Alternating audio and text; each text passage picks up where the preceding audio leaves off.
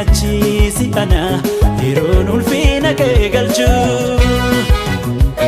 siyoon bifa mootii dukkanaa soona jireenyaa gammachuu kan keessi achi si ana yeroon ulfina kee galchu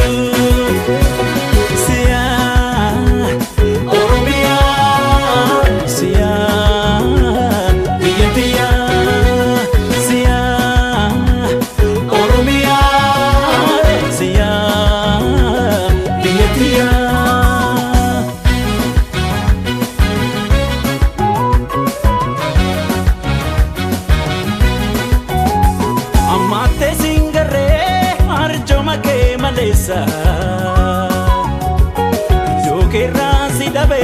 iddoo si fi maleessa arjaan harka kameetti dugdaadha kobeessa dachii badhaadha kuufa godoo ilmaan hiyyeessa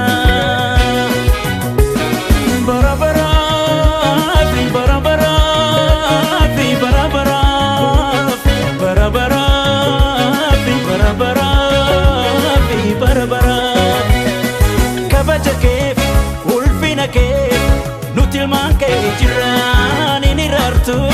ishee nooytu fichilmaan kee jira biyya taatee birruu Oromiyaa biyya bishee garbaa Oromiyaa biyya lemoo qilxuu Oromiyaa biyya alii birraa Oromiyaa.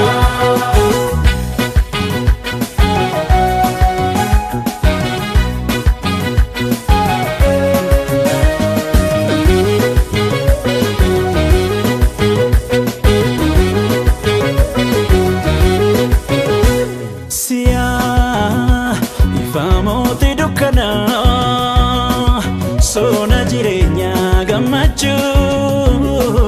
kan keessi achi si ana yeroon ulfina kee galchu siyoon bifa mootii dukkanaa soona jireenyaa gammachuu kan keessi achi si ana yeroon ulfina kee galchu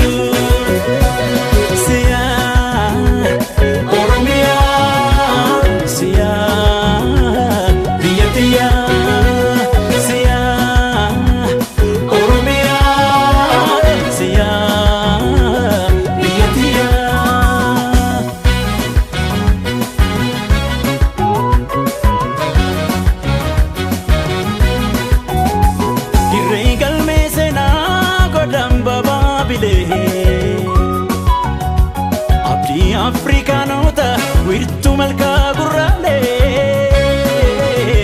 gadaan kee gubanii samiirraa mul'ata hojii ardiilee torba biyyaayyuu hayyoota